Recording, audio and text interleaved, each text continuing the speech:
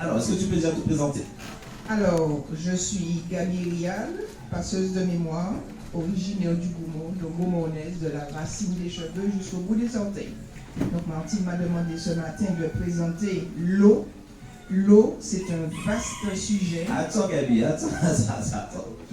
Présentez-toi. Attends, j'ai pas encore dit de commencer. Mais du coup, tu nous as dit que tu habites au Goumont. Est-ce que c'est ton endroit préféré en Martinique? Parce qu'on va essayer effectivement de se présenter autrement que sur son parcours professionnel ou autre. Donc, déjà, c'est quoi ton endroit préféré en Martinique?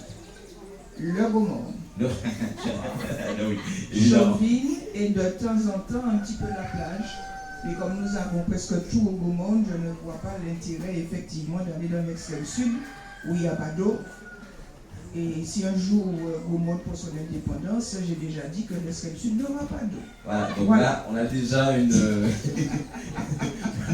velléité d'indépendance du Goumont. L'indépendance du Goumont. Qui, je vous rappelle, a été capitale de la Martinique. Qui a été quand même capitale de la Martinique à 3 reprises. À 3 reprises. À 3 reprises. De 1635 à 1650, elle était quartier de Trinité. Ensuite, 1748, elle était paroisse. Et en 1837, elle est devenue commune.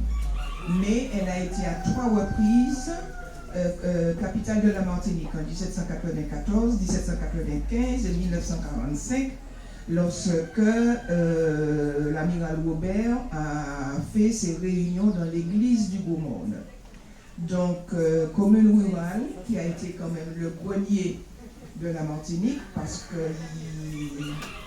qu'il est dit que si la campagne partait descendre, la capitale était Camofin. Donc, si les gens du Goumont n'alimentaient pas Fort-de-France, les gens mouraient de faim, parce que c'est la deuxième commune de l'île par sa superficie. C'est comme 5400 km².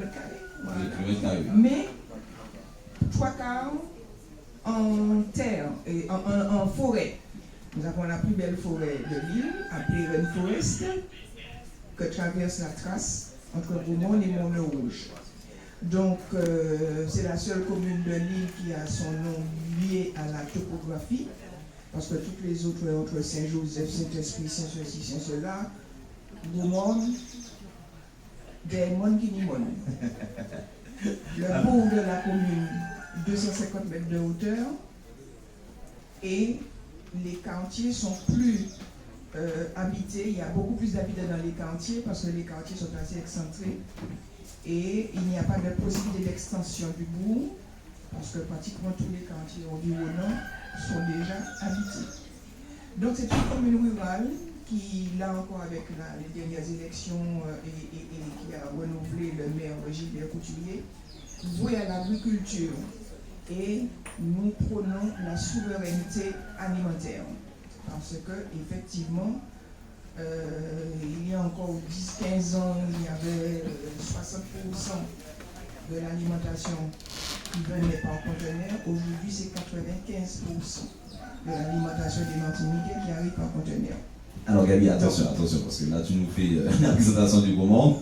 Voilà, donc, mais que... par rapport à la souveraineté alimentaire, et nous avons effectivement, il y a les jardins du Goumont que tout le monde connaît, où effectivement il y a beaucoup de plantes, et la commune a un projet d'une vingtaine d'hectares liés à l'agriculture pour notre souveraineté. Voilà. Et nous avons énormément de rivières au Goumont, la Lézarde, la Petite Lézarde, la Caillette, la Caillot, le Galion, rivière, nous en avons à Lézarde, la Petite Lézarde, et nous sommes riches effectivement en rivières. Donc c'est pour cette raison, j'aborde le thème là tout de suite. Là. Alors attends, avant de commencer, est-ce que tu peux nous donner une anecdote que tu as par rapport à la nature récemment? Une anecdote que tu as vécue qui est relative à la nature récemment et qui se fait moi, vous connaissez tout. Terre c'est bois. Bois c'est de l'eau. Et de l'eau c'est la vie. Ce qui est le plus important. J'espère que vous allez tous retenir. Terre c'est bois. Bois c'est de l'eau c'est la vie. Parce que on peut mourir de soif plus facilement que mourir de faim. Si vous prenez de l'eau pendant 2 jours, eh bien, vous n'avez pas senti sans l'école. Vous pouvez rester 2 jours sans manger. Vous pouvez rester 2 jours sans manger, sans mourir, mais vous ne pouvez pas rester 2 jours sans eau. Voilà. Ok. Ah ben vas-y, tu peux y aller. Et bien voilà. Donc comme Martine m'a demandé d'intervenir sur l'eau, c'est un vaste sujet. Et je vais rester focalisé sur l'eau des rivières et l'eau des sources. Pourquoi? L'eau des rivières, c'est un élément très important, que ce soit pour les villes ou les campagnes. Pour les campagnes, les rivières étaient des lieux de sociabilité, socialisation. Pourquoi? Parce que quelle que soit la commune, quel que soit le quartier, quand il y a une rivière, c'est là où les lavandières, les habitants du quartier se rendaient. À la rivière, il y avait des petits bassins, des espaces où les femmes de quartier. Alors ce que je dis là est valable pour n'importe quelle commune de l'île. Alors, une rivière, on aménage un bassin. Dans ce petit bassin, il y a différentes pierres. La semaine, c'est 6 jours. Et les femmes des quartiers environnants s'accordaient pour utiliser ces pierres. Quand je parle de sociabilité. Et c'était entretenu. Les maris, les concubins, les hommes entretenaient les berges pour permettre. Alors l'expression c'est mettre les gens à la blanchie. Ça veut dire mettre les vêtements à blanchir au soleil. Donc, lundi, c'était Suzanne, mardi, c'était Véronique, mercredi, chaque jour. Et chaque personne entretenait cet espace. Lieu de nourriture, parce que dans la mer, il y a les DCP, comment on appelle ça encore, les DCP, je cherchais le nom, les dispositifs de concentration de poissons. Et bien dans les rivières, les campagnes, vous avez un habitant ou 2 habitants qui, dans les méandres de la rivière, faisait un bassin pour garder les différents poissons. Et qu'est-ce qu'il y avait comme poisson dans ces rivières? Le mulet, le lapia, le jolpot. Le jolpot, c'est un poisson qui ressemble à l'exocète. Il a collé et il se colle sous les pierres. Ensuite, il y avait les écrevisses, donc les habitants, les grands bois, les boucs et habitants, grands bois, boucs. Donc, lieu de nourriture pour les habitants. Quand il y avait un grand bassin, il y avait des pêcheurs, effectivement, qui lançaient l'épervier. Alors, l'épervier, c'est une sorte de petit filet circulaire que quelqu'un lançait pour pêcher les poissons. Ensuite, dans les courants, posaient les paniers courants faits en bambou pour permettre d'attraper des écrevisses, des poissons. Et ensuite, le câlin. Le câlin était fait de toile de jute avec un arceau croisé qui soutenait les 4 bouts, dans lesquels on mettait des nids de termites, du fruit à pain pour pouvoir attraper les écrevisses. À l'époque, ces rivières étaient de véritables garde-manger pour la population. Alors, je parle de sociabilité, je parle de socialisation. Pourquoi? Parce que les mères emmenaient les enfants, garçons comme filles, allaient à la rivière laver. Et ces adultes apprenaient aux enfants à respecter l'eau, à faire attention. Pourquoi? Quand l'adulte était dans l'eau, première chose qu'il faisait, elle faisait, puisque c'était les femmes, c'est prendre un point d'appui sur la berge, une roche, et surveiller. Parce qu'il avait beau pleuvoir dans les bois, il avait beau faire très sec, quelquefois il arrivait que les rivières montent, et il fallait, comme on dit, marrer, charger, pâtir. Pourquoi? Parce que ce soit dans les arbres, que ce soit sur la rivière Blanche, on peut voir avec un soleil éclatant l'eau couler normalement. Et subitement, les parents apprenaient aux enfants, vous voyez une feuille de bambou, vous voyez une feuille, vous voyez un coco sec qui déguise. Il faut faire attention, parce que petit à petit, l'eau montait. Pourquoi? Parce qu'il ne pleut pas là où les femmes travaillent, mais dans les bois, il pleut. Et à ce moment-là, l'eau descend. Il faut faire attention. Donc ces enfants apprenaient la vie, apprenaient à respecter la nature et apprenaient à faire attention quand ils devaient traverser. Donc, par rapport à ces rivières-là, et je parle des sources. Alors, les sources,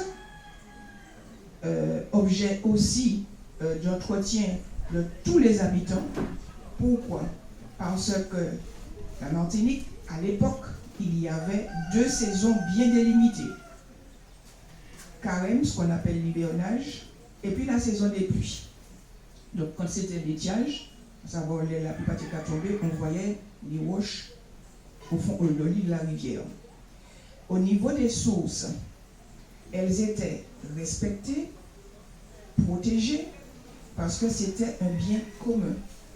Les enfants allaient dans toutes les sources, quand c'était la période de carême ou autre, chercher de l'eau. Dame Jeanne, Jean, bombe, seau, etc. Et les enfants n'avaient pas intérêt à trop remplir les Dames Jeanne. Parce que si on remplissait une Dame Jeanne et qu'on mettait un bouchon dessus, la Dame Jeanne, elle se cassait.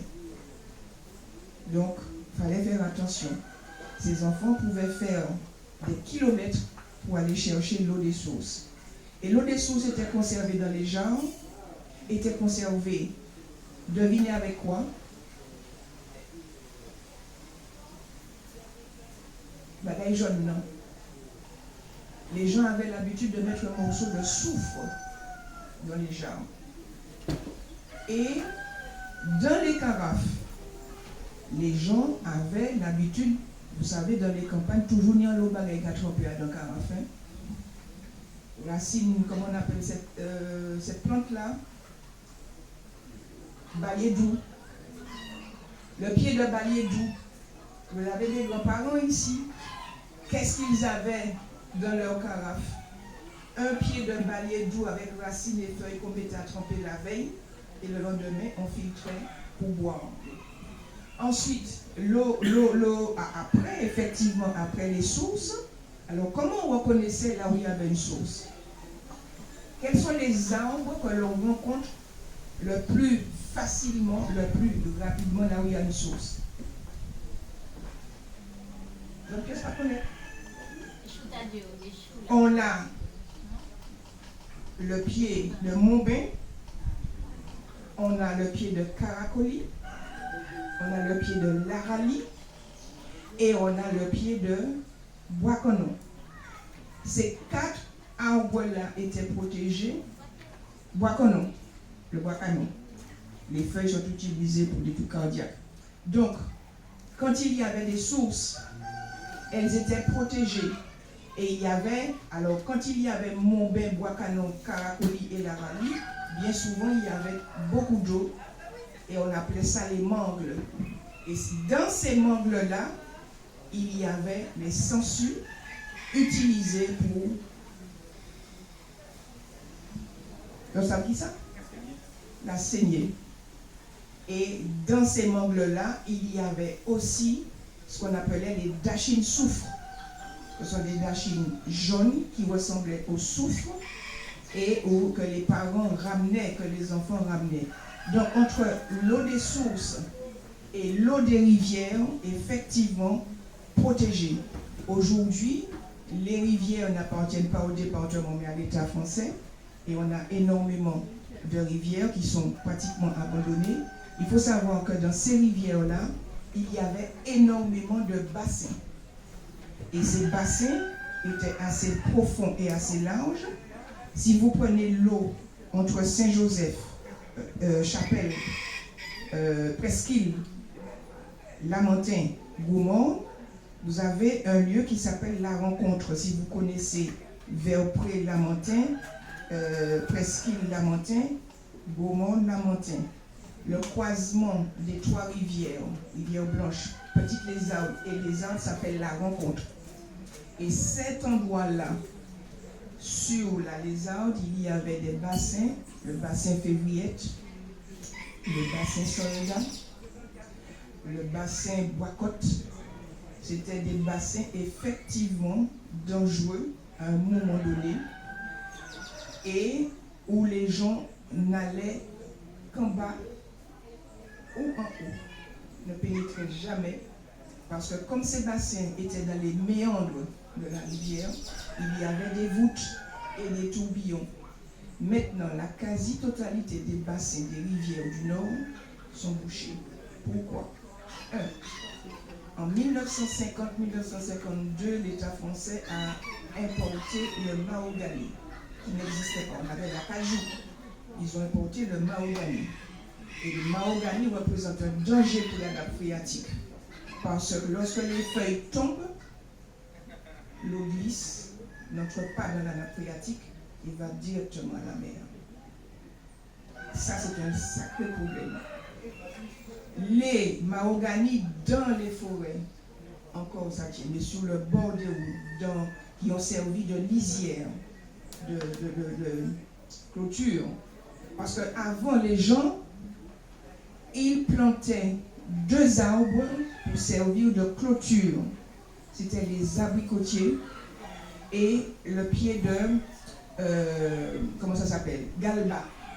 Le galba ressemble, les feuilles de galba ressemblent aux feuilles de l'abricotier. Quand l'eau tombe sous les feuilles d'abricotier, les feuilles de galba, nous rentrons en terre. Quand l'eau tombe sur les feuilles de mahogany, que ce soit des mahogany petites feuilles ou des mahogany grandes feuilles, l'eau va directement. Malheureusement, aujourd'hui en Martinique, toutes les rivières, sans exception, toutes les sources, sans exception, sont polluées par le chlordécone et tous les pesticides, glyphosate, etc., qui ont été utilisés pour les bananes, la canne, etc. Donc, actuellement, alors ce qu'il y a aussi, c'est que l'eau, jusque dans les années 70, 80, beaucoup de Martiniquais avaient des citernes en béton pour récupérer l'eau de pluie qui était très appréciée des voisins, parce que comme il n'y avait pas encore l'eau courante, cette eau de pluie était bouillie et était utilisée pour la cuisine, pour le lavage. Parce que quand il y a 4 mois de soleil, pendant le carême pendant 4 mois, effectivement, il y avait cette solidarité entre voisins par rapport à l'eau. Ce qui n'existe plus actuellement parce que chaque personne a de l'eau dans sa maison et les rivières sont abandonnées. Les berges des rivières, ce sont des arbres qui poussent et une fois que 100 mètres carrés, 200 mètres carrés, je ne sais pas moi, 1000 mètres carrés où il y a les arbres, la DL et l'ONF viennent vous dire ou pas qu'à couper pied bois encore. Et ça représente un danger. Pourquoi? Parce que le long des rivières, lorsqu'il y a gros cyclone, avant, les berges des rivières étaient nettoyées et l'eau descendait directement. Mais actuellement qu'il y a tous ces arbres le long des berges des rivières, Junior Lavalas, toutes ces pieds boîtes-là sont mis en chiméant et ça génère de gros problèmes. Donc là, il serait souhaitable que, bon, c'est vrai que l'on reprenne le contrôle de nos rivières, que les gens apprennent effectivement. Parce que cette eau-là, même si elle est pesticidée avec le chlordécone et tout, et en entretenant les berges des rivières, même si on ne peut plus mettre de poissons dedans, là aujourd'hui vous allez dans beaucoup de rivières où quand il y a des cribiches longues, ça, vous allez voir des habitants longs comme ça, mais immangeables, malheureusement. Le seul endroit où vous pouvez encore trouver une eau avec des cyniques, des écopistes et tout, c'est entre Grand Rivière et Prêcheur. Alors je dis aussi qu'en période à la saison pluvieuse, c'était très intéressant pour les gens de la campagne. Pourquoi? Parce que lorsqu'il pleut, les galbas portent énormément. C'est la nourriture des kouchas. Vous savez ce que c'est que les kouchas? Qui c'est qui connaît le mot koucha? Eh bien, les kouchas, ce sont les cyriques de terre. Les siriques de rivière, qui étaient un plat apprécié des Martiniquais, parce que quand il pleuvait, les parents envoyaient les enfants avec un coutelas et ces enfants sillonnaient les rivières à la recherche des siriques. Et pendant que les parents rappellent le coco sec pour faire la sauce, les enfants étaient dans les rivières à pêcher les couchas, pour les nettoyer et à ce moment-là pour les manger. Donc la rivière en Martinique était un bassin de nourriture, si je puis dire, de protéines. Parce que les gens des communes Saint-Joseph, Mont-des-Esses, Gaumont, Font-Saint-Denis, etc., qui sont loin de la mer, pendant la guerre, effectivement, ils allaient échanger des fruits et des légumes pour du poisson séché. Mais quand il y avait des rivières, les gens restaient chez eux. Est-ce qu'il y a des questions par rapport aux rivières et aux sources? Oui, parce qu'effectivement, on arrive à la fin. Parfait. Tammy, parfait. Est-ce que dans le public, il y a des questions ou à faire par rapport à ce que vient de dire? Alors, la paille, ensuite, tout ça.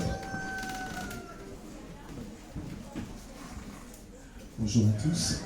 En fait, concernant, je rebondis par rapport à la dernière info concernant les kuchas. Est-ce qu'ils sont soumis à la même problématique de pollution que les écrevisses? Est-ce que les kuchas aujourd'hui sont encore comestibles? Parce que ça dépend des rivières. Ça dépend des rivières. Moi, je n'aurais aucun problème, je n'aurais aucune crainte à manger un kucha sauce coco qui sortira de la rivière des Trois-Bras. Si vous avez déjà fait la randonnée entre Grand-Rivière et Pêcheur, à un moment donné, à la moitié du trajet, à la moitié du sentier, vous tournez sur la gauche et vous grimpez vers les sources qui sont là-haut. Il y a des chutes là-haut. Bon, c'est assez dangereux, mais bon, il faut être casse-cou. Mais c'est intéressant. C'est vraiment agréable si vous avez le temps, si vous aimez vous balader, marcher le long, dans le lit de la rivière pour arriver aux sources. Allez-y, ça vaut vraiment la peine. Aucune crainte pour manger les kuchas là-dedans, les siriques là-dedans. Mais dans d'autres rivières de l'île, je ne le ferai pas. Parce que vous avez des rivières où effectivement vous avez des écrevisses qui sont longues comme ça. Vous avez des écrevisses qui ressemblent à des petits homards d'Alaska dans les rivières de la Martinique. J'ai vu un jour un monsieur rentrer avec un seau rempli d'écrevisses. Je lui ai dit, mais où est-ce que tu as acheté ça? Si vous connaissez les homards du Canada qu'on vend en sachet, mais c'était comme ça dans le seau. Eh bien, il a eu ça où? À la rencontre, le croisement entre la rivière Blanche, la Lézarde et la Petite Lézarde. Il a mis un câlin 2 jours et il avait un seau rempli. Moi-même, quand je marche dans le quartier chez moi, il suffit de regarder, vous voyez des écrevisses, des boucles, et c'est vrai que ce n'est pas comestible. Moi, je ne le fais pas. Quand on sait que toute la Martinique est polluée, c'est pas possible. Ok, on prend une autre question. Bonjour, j'ai une question concernant le balai d'eau, c'est intéressant. Qu'on met dans l'eau, vous avez dit que donc ça a des propriétés désinfectantes, ça... Alors, le balai d'eau, c'est... Alors, vous connaissez l'expression avant que maman il a rentré l'école, il a rafraîchi. Une purge? Non, purge là c'est après rafraîchir. Vous savez ce que c'est qu'un rafraîchi? Ça veut dire que les enfants avant n'avaient pas beaucoup de maladies, etc. Pourquoi? Parce que les enfants mangeaient de tout, sans distinction. Un mango a été mangé par un raveau, une souris, on va tirer mon souris, on va manger le reste de mango. Pas de problème. Et au mois d'août, beaucoup de parents, je ne dis pas tous les parents, beaucoup de parents en Martinique rafraîchissaient leurs enfants. Alors qu'est-ce que c'est qu'un rafraîchissement?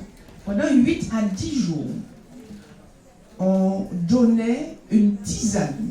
Alors c'est une tisane qui était faite avec vermicelle rasier. Vous savez ce que c'est? Vous savez ce que c'est que les vermicelles rasiers? Le truc jaune qui ressemble au vermicelle, qui ressemble aux cheveux de maïs. Lorsque vous châtrez le maïs, vous savez ce que c'est? Ça veut dire châtrer le maïs. Vous ne pouvez pas connaître ça quand il y a casse le maïs? lorsque vous avez une plantation de maïs, le maïs à un moment donné a une touffe de cheveux jaunes au bout du maïs. Et avant de cueillir le maïs, 2 mois avant la récolte, vous passez et vous récupérez ces cheveux, le bout, que vous mettez à sécher. Et c'est ce qu'on appelle châtrer le maïs. Donc, chivé maïs là, vermicelle rasier, poupier, zébomé, zèbre gras, zèbre couès. Parce qu'il y a des herbes à rafraîchissement, et il y a des herbes à thé, il y a des herbes à tisane. Voilà. Donc, lorsque l'enfant a pris 8 à 10 jours de rafraîchissement, donc il y avait aussi des feuilles de ce que vous appelez kinkeliba et ce qu'on appelle aussi zépiante. C'est un bagage qui a un pile fait pour les gens qui ont lié. Donc en août, on donnait aux enfants ce rafraîchissement et au bout de 8-10 jours, de temps en temps, on met un petit peu de raisin dedans et au bout de la 10e journée de rafraîchissement, on purgeait les enfants. Alors, qu'est-ce que ça veut dire, purger? Il y a en l'huile d'iricin, il y a en loc. Ça veut dire une tisane avec soit de l'huile de ricin, soit un autre produit pour faire aller l'enfant. Donc, cet enfant ou cet adulte avait une diarrhée toute la journée, ça passait bien, et on lui donnait pour laver l'intérieur du corps du TPI. Et pour le récompenser d'avoir bien fait son rafraîchissement, d'avoir bien été avec son loc, on faisait le sirop de pied de bœuf. Vous ne connaissez pas ça? Dieu les aime. Le sirop de pied de bœuf, maintenant très peu de gens le font. Mais beaucoup de familles le faisaient en Martinique. Pourquoi? Parce qu'on prenait un pied de bœuf, en général un pied du vent. Allez comprendre pourquoi les anciens. Le bœuf, il a 4 pattes. Mais vous avez des grands-parents qui n'achetaient que les 2 pieds de devant. Les 2 pieds de derrière, c'était pour faire la soupe. Les pieds devant, est-ce que vous pensez pourquoi les parents demandaient le pied devant? Et puis fort. Alors, l'imaginaire des gens de la campagne, c'était le bœuf dans la savane, le bœuf qui grippe. Les cas montés, c'est pas les pieds derrière, il apprend, c'est le pied devant, il apprend force. Donc, on faisait le pied devant. Bon, il y a encore des adultes qui vont acheter, mais il y a quand même un pied devant. Donc, ils faisaient le sirop de pied de bœuf. Et c'était pour toute la famille pendant des jours et des jours. Tous les jours, on fait sirop pied de bœuf. C'est pour cette raison que cette maman-là qui était fait 8-10 km pour aller à l'école, ils avaient les jarrets pour cela. Et ils avaient le corps pour cela. Voilà. Alors, le balai doux, vous avez différentes formes de balai. Vous avez le balai qui s'appelle le Sida rombifolia. C'est un balai qui est utilisé quand on fait des alcoolatures avec. Si vous connaissez Emmanuel Lossin, oui. Alors le Sida rombifolia, on fait des alcoolatures et c'est utilisé contre tout ce qui est douleur arthrosique, douleur genou, douleur hanche, etc. Et vous avez le balai doux qui est différent. Alors il fait des petites graines et c'est un antioxydant et il nettoie le foie et les reins. Donc pendant 10 jours, les gens buvaient le balai doux trempé. Si vous avez l'occasion, faites-le. L'eau a un goût vraiment très léger, mais ça vaut vraiment la peine. Voilà. Est-ce qu'il y a d'autres questions? Alors malheureusement, on ne pourra pas prendre d'autres questions. Et je vous demande d'applaudir. Je vous remercie. Et puis, pour toutes ces informations qu'ils nous ont données, j'aime bien parce qu'à chaque fois tu nous dis, vous n'avez pas connaître ça. Mais, ah oui, c'est ça le problème.